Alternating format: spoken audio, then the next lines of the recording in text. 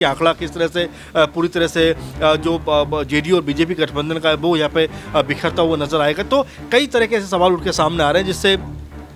जो बीजेपी और जेडीयू गठबंधन है उसके कह सकते हैं जो एक साथ आने की संभावना बनी और उसके बाद संभावना को लेकर जब विश्वास मत की बात आएगी तो यहाँ पर उनका ये विश्वास जो है वो टूटता हुआ दिखाई पड़े। उसमें जो जेडीयू और बीजेपी की सरकार बनी है उसको यहाँ पर हार का सामना करना पड़ सकता है क्योंकि लगातार उनके जो दल हैं और जो विधायक हैं दोनों उनसे खफा नजर आ रहे हैं।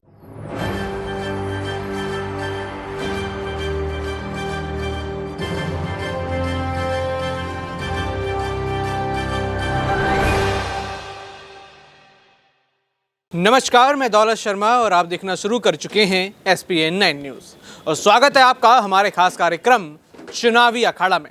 मात्र एक दिन रह गया है और यहाँ पर 12 तारीख को नीतीश की इस नए गठबंधन में बनी सरकार का फ्लोर टेस्ट होना है और यहाँ पर इनको सभी गठबंधन के जो साथी हैं उनका साथ चाहिए। लेकिन जो ये गठबंधन के साथी हैं लगातार नीतीश कुमार से अपना हाथ और अपना समर्थन पीछे खींचते हुए नजर आ रहे हैं। कैमरे के सामने आते हैं तो लगता है कि नीतीश बाबू के साथ हैं, लेकिन जब यहाँ पर हम देखते हैं कि सुखबुगाट है, कभी मंत्री पद मांग रहे हैं, कभी प्रधानमंत्री को ये पत्र लिख रहे हैं कि यहाँ पर कि क्या उस पत्र में शिकायत नीतीश कुमार की हो रही है, क्या नीतीश कुमार को लेकर यहाँ पर एक नया एजेंडा बिछाया जा रहा है, क्या जब 12 तारीख को नीतीश कुमार पहुंचेंगे तो क्या उनके विधायक उनके समर्थन में वोट डालेंगे, क्या जो गठबंधन की पार्टियां हैं जो उनके साथी हैं क्या वो साथ निभाएंगी या फिर यहाँ पर नीतीश कुमार वापस से जो है लौट आएंगे और फिर दोबारा आरजेडी के पास जाते हुए नजर आएंगे। मात्र एक दिन रह गया है और इस एक दिन से पहले लगातार नई नई चर्चाएं शुरू हो गई हैं। मांझी को लेकर चर्चाएं हैं, यहाँ पर खुद उनकी पार्टी के जो नेता हैं ललन सिंह उनको लेकर चर्चाएं हैं क्योंकि यहाँ पर अगर नीतीश धोखा दे सकते हैं तो यहाँ पर बाजी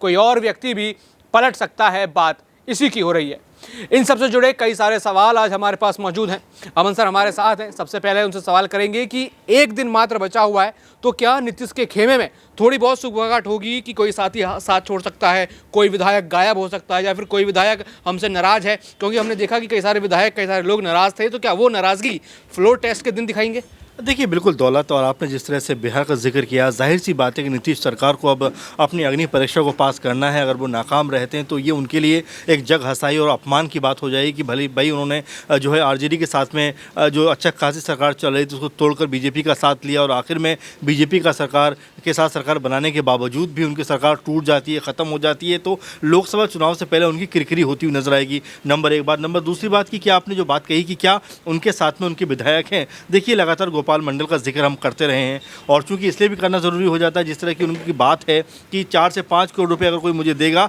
तो मैं मना नहीं करूंगा, ये बात निकल कर सामने आती है। इसके अलावा दौलत ये भी बात कही जा रही है लगातार कि कई सारे विधायक ऐसे हैं जो लगातार नाराज़ बताए जाते हैं, लगातार नीतीश खेमे से अलग बताए जाते हैं। और आपने देखा भी होगा कि जो तेजस्वी यादव की पत्नी है जो राजश्री, अमूमन वो पॉलिटिकल बयान नहीं देती, लेकिन जिस तरह ट्वीट करके उन्होंने बताया कि 17 विधायक जेडीयू खेमे से नाराज़ चल रहे हैं और वो उनका साथ नहीं देंगे, तो आप समझ सकते हैं कि आंकड़ा किस तरह से पूरी तरह से जो जेडीयू और बीजेपी गठबंधन का है वो यहाँ पे बिखरता हुआ नजर आएगा। तो कई तरह के ऐसे सवाल उठ के सामने आ रहे हैं जिससे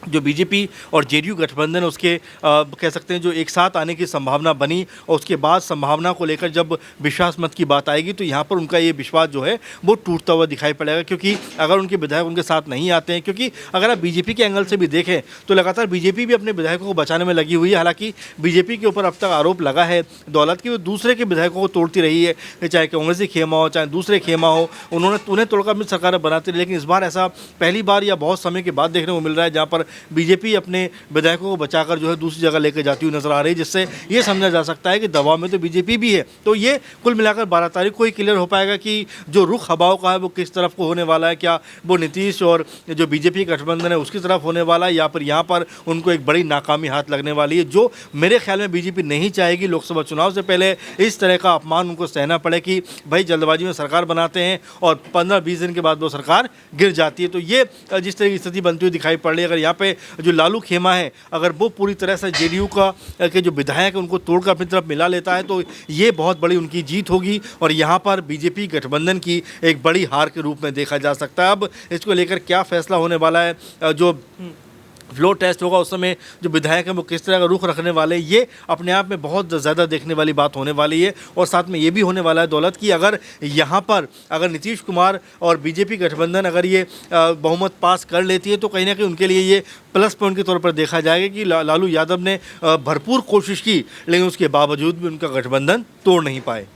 नीतीश कुमार के गठबंधन में कई सारे साथी हैं, नीतीश कुमार भी कई लोगों के साथी हैं, लेकिन कई बार जो साथी हैं वही धोखा दे जाते हैं। और इसमें सबसे आगे जो चर्चा आ रही है ललन सिंह की आ रही है। क्या एक रात पहले ललन सिंह जो भारतीय जनता पार्टी के घोर विरोधी हैं, भले वो प्रधानमंत्री से मुलाकात की हो लेकिन संसद में वो रुके नहीं, वो लगातार वार यहाँ पर कर रहे हैं, सरकार की नीतियों की बात कर रहे हैं, तो क्या ललन सिंह एक रात पहले यहाँ पर कुछ बड़ा खेल कर सकते हैं? देखिए, बिल्कुल ललन सिंह के बारे में अक्सर ये कहा जा रहा है कि वो एक छुपा रुस्तम की तरह हो सकते हैं, जिनके बारे में बहुत ज़्यादा बात तो नहीं हो रही है। हालांकि वो खुद भी बात नहीं कर रहे हैं। आपने कल देखा संसद के अंदर उन्होंने जिस तरह की बात कही, उन्होंने कांग्रेस पार्टी के ऊपर जमकर हमला बोला। साथ में ये भी कहा कि ईडी कभी मेरे घर पे तो नहीं आई छापेमारी के लिए, कभी नीतीश जी के घर पे तो नहीं गई छापेमारी के लिए। इसका मतलब क्या वो ये कहना चाहते हैं कि बीजेपी के ऊपर आरोप लगाना चाहते हैं कि बीजेपी को ये पता था कि जेडीयू वापस हमारे पास आएगी या जेडीयू को हम वापस अपने साथ लेकर आएंगे, इसलिए उन्होंने ईडी या सीबीआई उनके घर पर नहीं भेजी? क्योंकि लगातार देखा जा रहा है कि लालू यादव के परिवार के ऊपर ईडी की जो छानबीन है, छापेमारी है,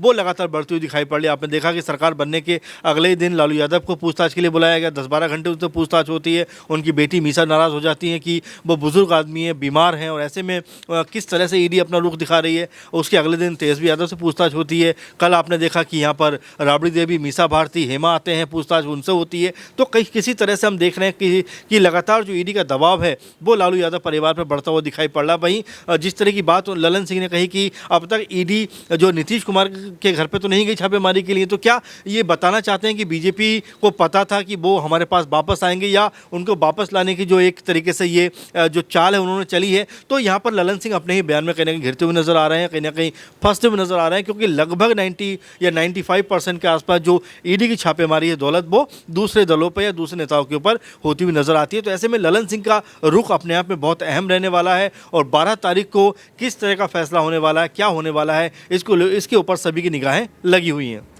12 तारीख निर्णायक तारीख बताई जा रही है कि उस दिन यहाँ पर फैसला हो जाएगा कि नीतीश की सरकार बनेगी या नीतीश के पास कितने विधायक रहेंगे। लेकिन क्या उस दौरान यहाँ पर लालू और क्या तेजस्वी पहुंचकर भी कुछ यहाँ पर हंगामा कर सकते हैं, या उस दिन हम देखेंगे कि बिहार की राजनीति में और कई सारी चीज़ें देखने को मिले, या फिर जेडीयू के विधायकों को वो अपनी तरफ कर लें? क्या हम 12 तारीख को यहाँ पर उस टेस्ट के दौरान क्या दोबारा एक बड़ी उठापटक देख सकते हैं? संभावना है? बिल्कुल बिल्कुल, और सही बात आपने कही भी, क्योंकि जो सहयोगी दल हैं पहली बात उनकी अगर बात कर लें तो वो भी कहीं ना कहीं नज़र आते हैं कि लगातार उनका भी रुख जो है खिलाफ नज़र आता है। और जिस तरह से मांझी का जिक्र आप करिए, उनका पूरा कुनबा नज़र आता है, नाराज़ नज़र आता है। मांझी के समधन का आप देखें, लगातार वो बात कह रहे हैं कि मेरे भाई को जो है मंत्री पद ना देकर आपने अपने बेटे को मंत्री पद दे दिया, वो नाराज़ नज़र आती है। उनके खेमे में भी हो सकता है कि यहाँ पर बगावत देखने को मिल जाए। चिराग पासवान का आप रुख देख ही रहे हैं, लगातार नाराज़ हैं। तो ऐसे में जो बीजेपी और जेडीयू नहीं बल्कि उनके साथ के जो गठबंधन के लोग हैं वो भी यहाँ पे नाराज़गी भरे अपने सुर दिखा रहे हैं। और ऐसे में अगर ये नाराज़गी लंबे समय तक दिखाई पड़ती है, यानी कि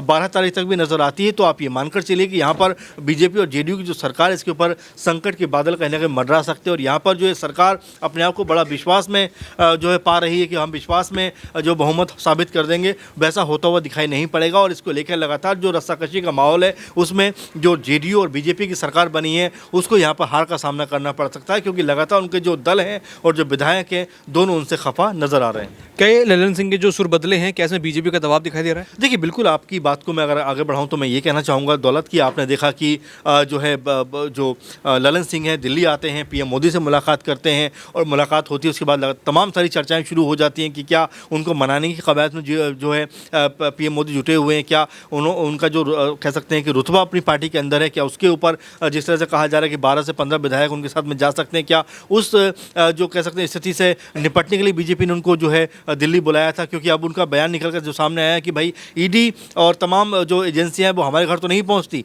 यानी कि वो ये बताना चाह रहे हैं कि हमारे घर इसलिए नहीं पहुंचती क्योंकि हम बीजेपी के साथ में खड़े हुए हैं। तो तमाम सारे उनके एंगल हैं, तमाम सारी उनकी बातें जो लगातार कहीं ना कहीं जो है दो बातें कहती हुई नजर आती हैं। उनकी एक बात में दो बातें निकल कर सामने आती हैं, जिससे एक तो वो ये भी कहना चाहते हैं कि देखिए हम बीजेपी के साथ हैं तो पूरी तरह सेफ है, वहीं कहीं ना कहीं ये भी बताने का प्रयास करें कि ईडी के जरिए जो आरजेडी है, तेजस्वी है, लालू है और ऐसे तमाम सारे जो नेता उनके ऊपर दबाव बनाने का लगातार बीजेपी प्रयास कर रही है। बिल्कुल, यहाँ पर भारतीय जनता पार्टी लगातार दबाव बनाने का प्रयास कर रही है और ये दबाव बनाने का प्रयास करने का आरोप हर बार उन पर यहाँ लगता है। लेकिन अब जेडीयू उनके साथ है, लेकिन एक रात पहले या कह लीजिए एक दिन पहले जेडीयू के साथ भी बड़ा खेला होने की यहाँ पर कई सारी संभावनाएं बताई जा रही हैं। तो अब देखना होगा 12 तारीख को नीतीश कुमार ये टेस्ट पास करेंगे या फिर एक बड़ी अड़चन यहाँ पर तेजस्वी यादव या फिर यहाँ पर नीतीश का ही कोई करीबी साथी लेकर आएगा।